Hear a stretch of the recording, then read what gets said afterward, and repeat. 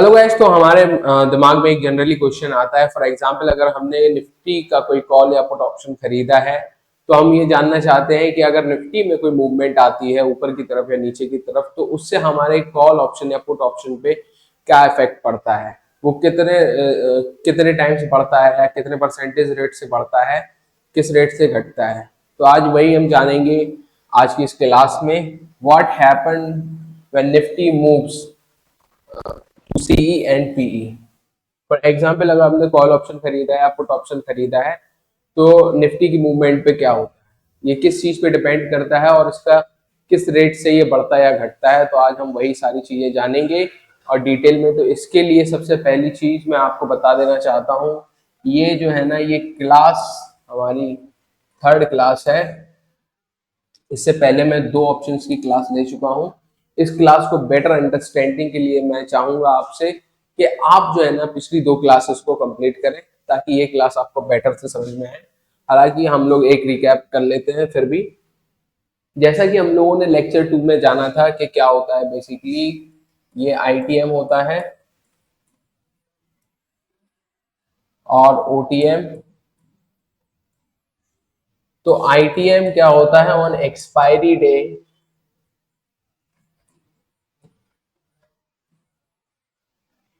जो इसकी intrinsic value होती है वो प्रीमियम के बराबर हो जाती है। और ओटीएम में जैसे कि कोई इंट्रिंसिक वैल्यू ही नहीं होती तो ये सब जीरो हो जाता है। इसके ऊपर मैं पूरी क्लास ले चुका हूँ लेक्चर 2 में और लेक्चर 1 में, तो आप उनको देखिए, फिर लेक्चर 3 को देखिए। तो करते हैं हम क्लास को स्टार्ट। ओके, तो आज हम समझते हैं बेसिकली डेल्टा को।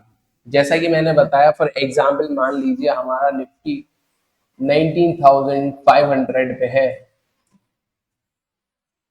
और हमने जो कॉल परचेज किया वो किया 19,600 सीई एट ₹100। तो अगर मान लीजिए निफ्टी जो है ना बढ़ के हो जाता है 19,550, तो इस प्राइस में क्या चेंज आएगा, and the change is represented by delta. और डेल्टा का मीनिंग भी यही है, change. What is delta and other gift, तो वही हम इस वीडियो में जानेंगे। ओके गाइस, तो सबसे पहले एक देख लेते हैं अदर ग्रीक्स ऑप्शंस क्या होते हैं। Okay, so these are the some Greeks which are used in options. For example, delta, for example delta, gamma, theta, vega and rho। ठीक है, तो ये सारे कुछ हमारे जो ग्रीक्स हैं जो ऑप्शन में यूज करते हैं वो ये है। और delta is represented by this. अब ये बेसिकली क्या होता है वो आप इसको समझते हैं बहुत ही आसानी से। फॉर एग्जाम्पल मान लीजिए ये आपका जो है ना कॉल ऑप्शन है। ठीक है, आपने इस कॉल ऑप्शन को परचेज किया 100 रुपए में। ठीक है, अब इसके साथ ही साथ ये जो डेल्टा है ये एक तरीके से मशीन है एंड ये डिसाइड करेगी कि इसके साथ इसका बिहेवियर कैसा होगा, इसके प्राइसेस में क्या चेंज आएंगे। और इससे जो जुड़ा हुआ है हमारी जो मेन मशीन है जो बड़ी वाली, फॉर एग्जांपल निफ्टी। ठीक है, अब निफ्टी अगर ऊपर की तरफ जाएगा या नीचे की तरफ जाएगा, ये डिसाइड करेगी डेल्टा कि ये किस रेट से चेंज होगा। बेसिकली ये एक मीडिएटर है जो कि डिसाइड करता है कि हमारे जो ऑप्शंस हमने खरीद के रखे हुए हैं उनके साथ क्या होना है। ठीक है, तो ये एक बेसिक सी चीज है। अब इसका रिप्रेजेंटेशन किस तरीके से होता है उसको जानते हैं।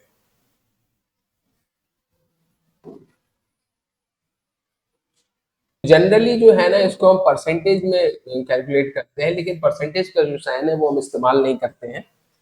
तो जो वैल्यू होती है डेल्टा की, इट्स 1 0 to 1 ठीक है, एंड 120 नेगेटिव में,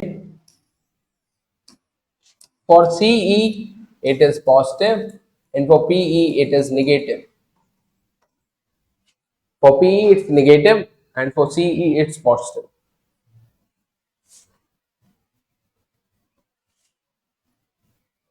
Okay. Delta means change.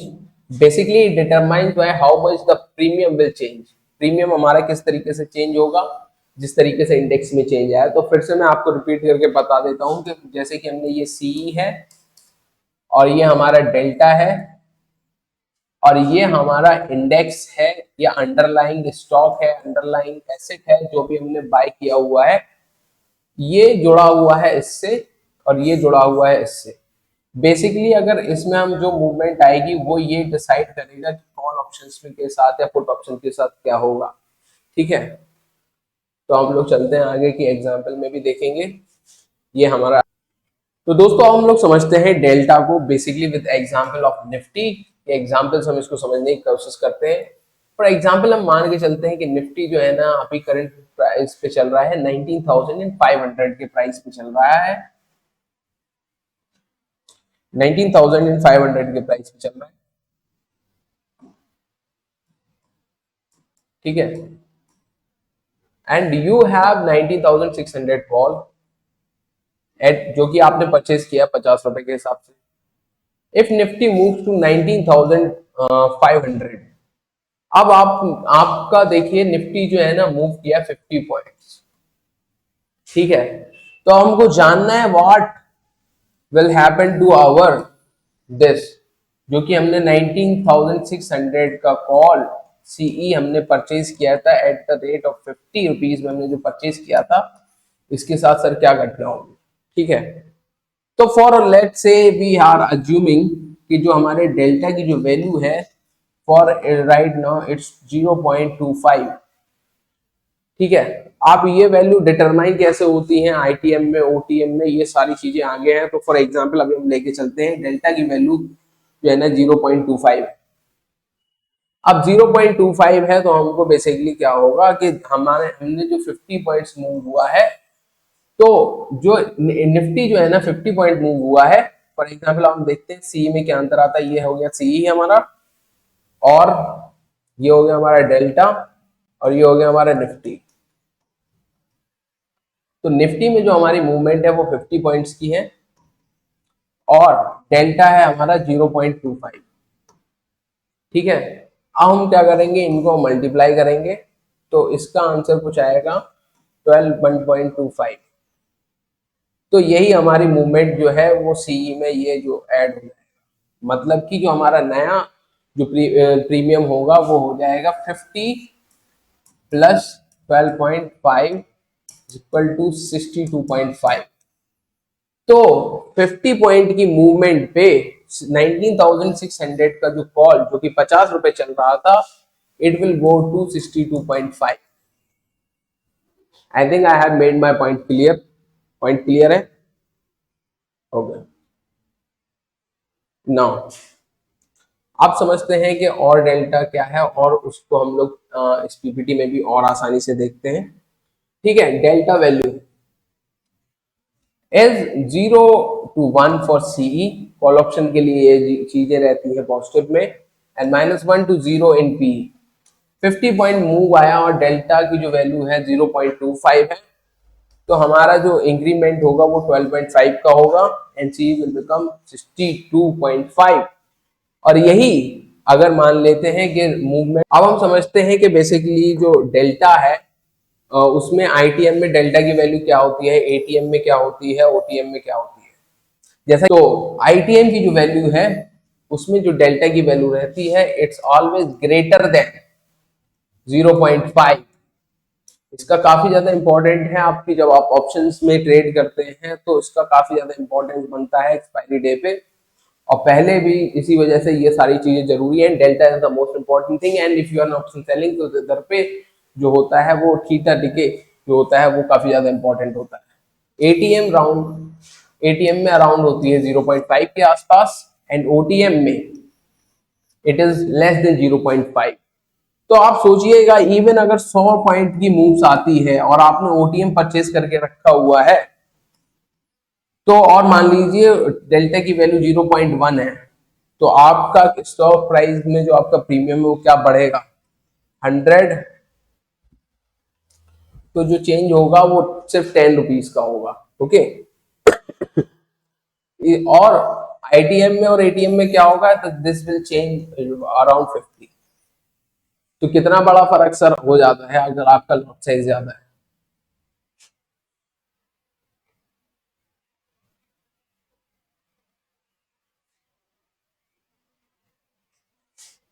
अब इस चीज को हम समझते हैं पुट के ऑप्शंस के बारे में। फॉर एग्जाम्पल स्टॉक का जो प्राइस है वो चल रहा है 1000 रुपीज, और आपने 900 का पीई जो है ना वो लेके रखा हुआ है।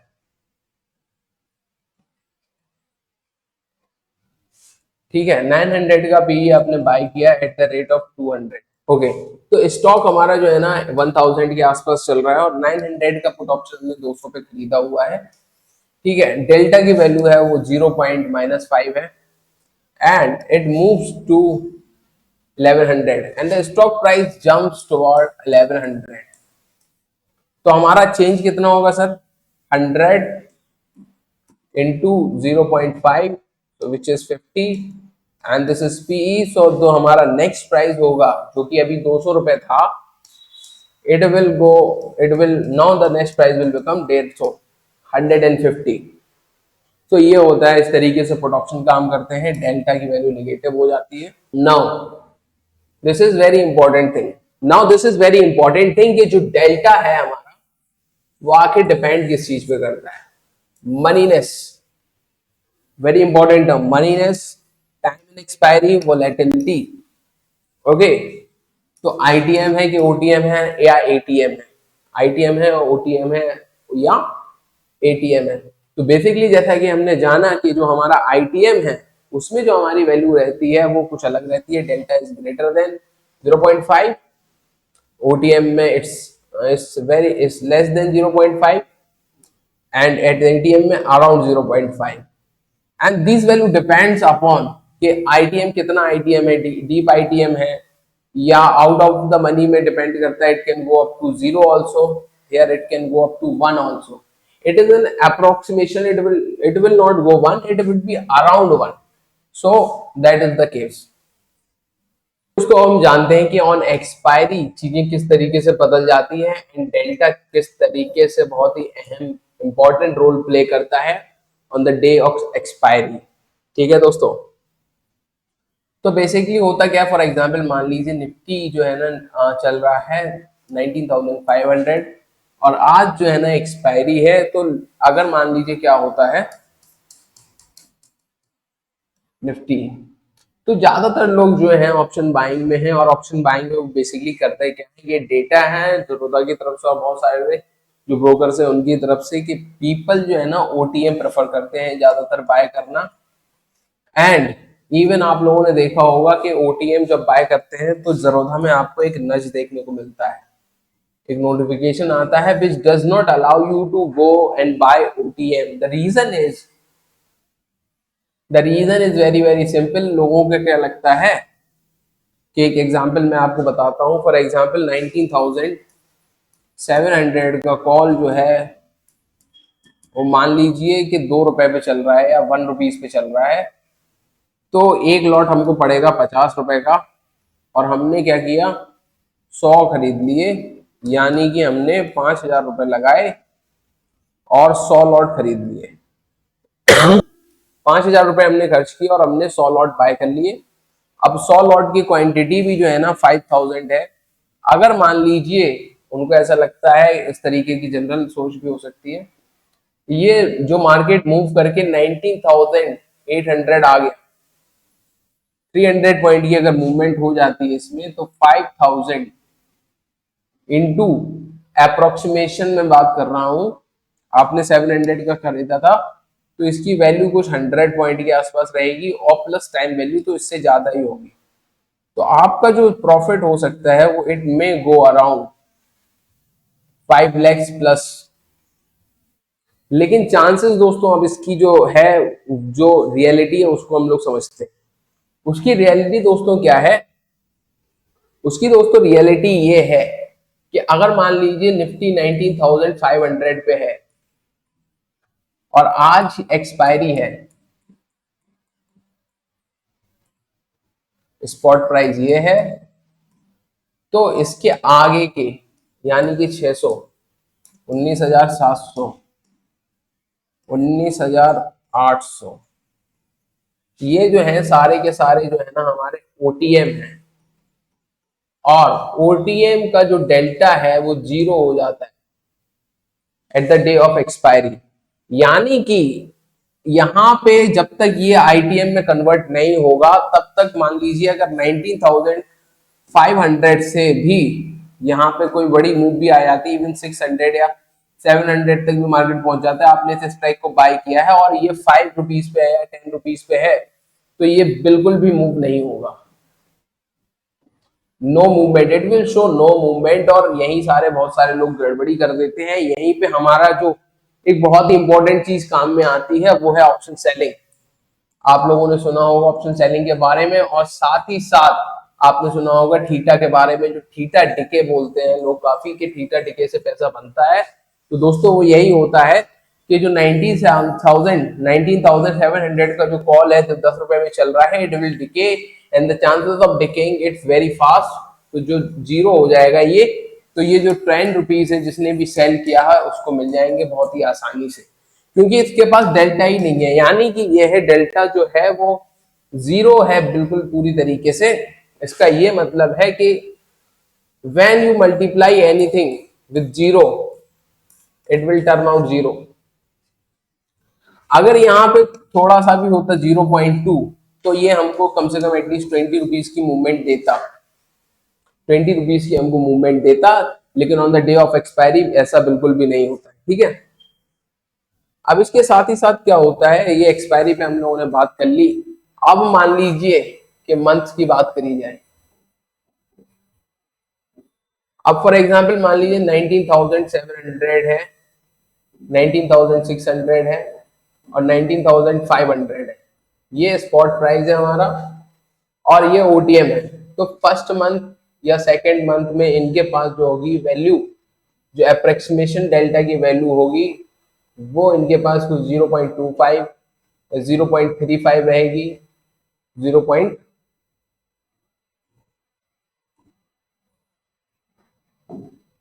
तो इसके पास और कम रहेगी 0.15। एंड जैसे कि ये हमारा सेकेंड मंथ है तो इसके पास ये इंक्रीजिंग ऑर्डर में रहेगी, ये भी इंक्रीजिंग ऑर्डर में रहेगी क्योंकि टाइम है, तो इस वजह से ये रहेगा। और जो हमारे आईटीएम होंगे यानी कि 90,000 के ऊपर, फॉर एग्जांपल 19,200, तो इसके पास जो होगी वो वैल्यू जो होगी अराउंड 1 के आसपास होगी। It will not be 1, it would be around 9, it might be around 0.8, so this would be the case। So दोस्तों हमें जो है ना, अगर हम मान लीजिए एक्सपायरी डे पे भी ट्रेड लेते हैं तो हमें कोशिश करनी चाहिए कि हम जाएं या तो एटीएम की तरफ या आईटीएम की तरफ, ठीक है। तो इसमें हमारे जो चांसेस होते हैं प्रॉफिटेबिलिटी के, क्योंकि हमको इसमें जो डेल्टा है वो 0.5 के ऊपर मिलने की संभावना रहती है, तो अगर स्टॉक प्राइस आपके मूवमेंट में भी आया तो कम से कम आपको थोड़ा बहुत प्रॉफिट देके जाएगा। और अगर आपके पास डेल्टा ही नहीं है, डेल्टा ही 0.1 या 0.0 है, तो वो आपको क्या ही मूवमेंट देगा। अगर डायरेक्शन भी आपकी सही रही तब भी आप प्रॉफिटेबिलिटी नहीं बना पाएंगे। तो दोस्तों ये थी हमारी आज की क्लास। आज की क्लास को हम जो है ना यहीं पे समाप्त करते हैं, ठीक है। तो और इस तरीके की वीडियो ऑप्शंस की आती रहेंगी। ये एक बेसिकली सीरीज है, इसके बाद हमारे पास टेक्निकल एनालिसिस की सीरीज है, ऑप्शन स्ट्रेटेजीज हैं, तो उनके बारे में लोग बात करेंगे। तो जुड़े रहिए हम आपसे नेक्स्ट क्लास के लिए, और वीडियो पसंद है लाइक शेयर करें सब्सक्राइब करें। Thank you.